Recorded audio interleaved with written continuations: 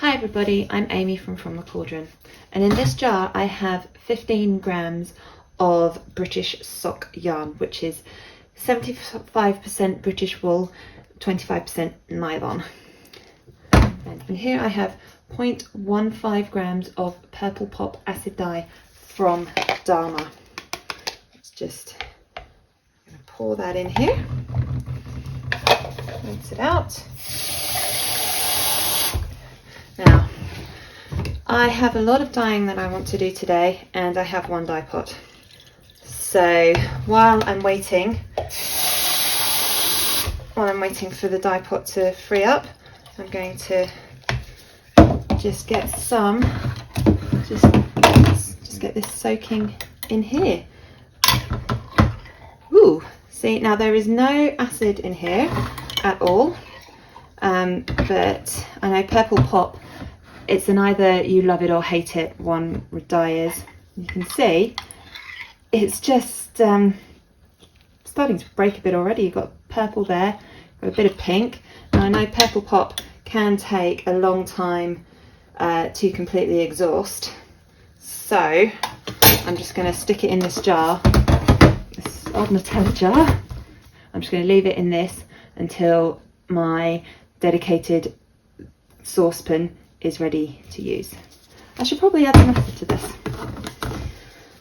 as I know purple pop needs a lot of acid. So I'm going to add 1, 2, 3 teaspoons of vinegar, which is a lot for only 10 grams of yarn and 0.15 gram of dye.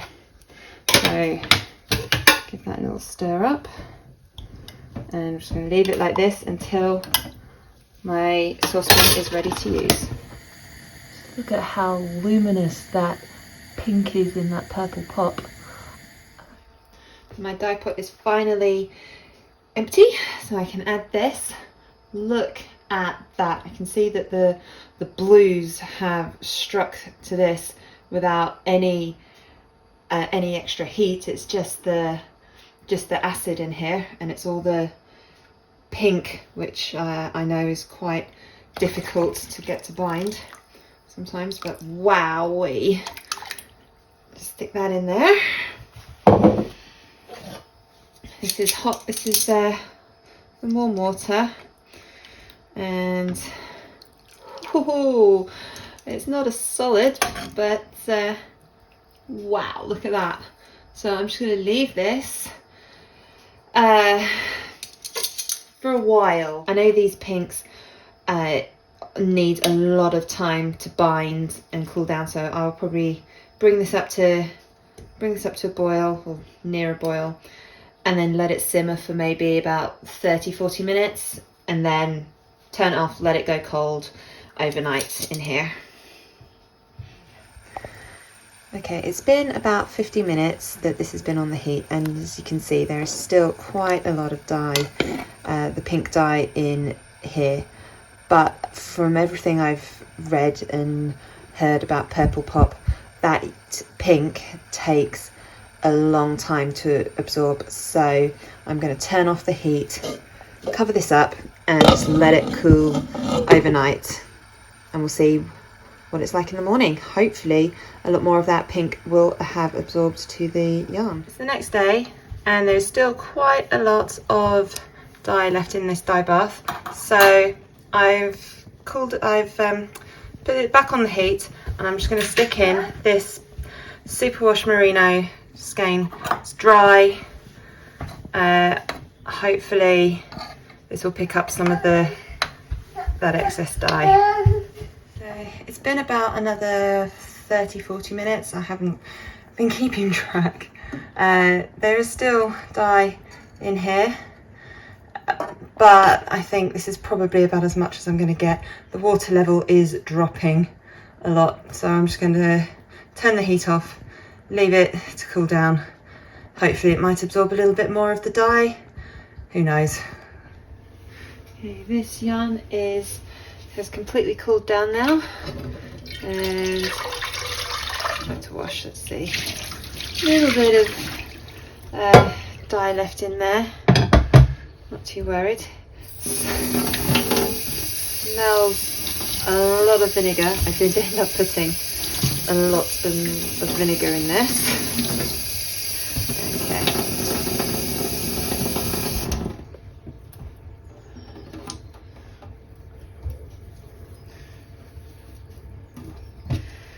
Oh, you can see here, this one was dyed before and I just stuck it in to soak up some dye, which it has done. Look, you can see there's some paler pink patches and lots of beautiful dark pink, and there's even some very pale purple patches too.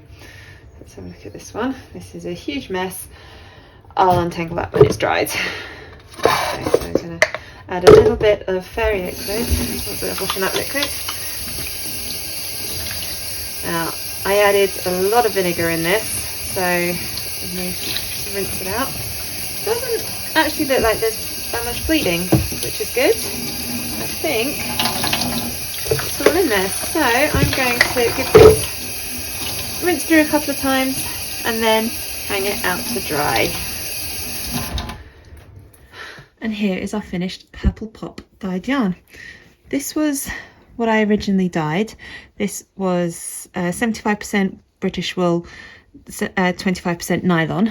You can see, while it is a beautiful purple, there are lots of, it's a very pinky purple. You can see there's lots of pink in there, and then there are these little patches quite frequently that are darker purple. But overall it's fairly consistent. I really like this.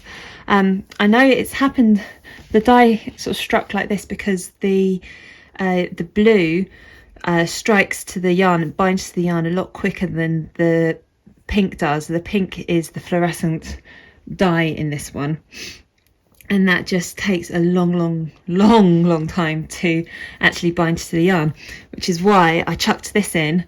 It was the next day.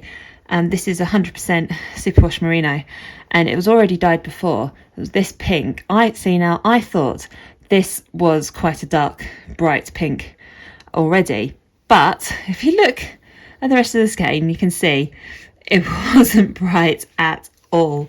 I put this in dry, and twisted up, which is why we've got these lovely resist marks. And also there are some of the darker, almost purpley patches as well, and turns what was just a plain skein of very pretty pink yarn into that, which I'm really happy with. Thank you so much for watching this video. I really hope you enjoyed it. Please click like and subscribe to my YouTube channel. I aim to produce a new dyeing tutorial every Monday. I like to experiment with different fibre types and different dyes and techniques, so every video there is something different. Thank you so much for watching.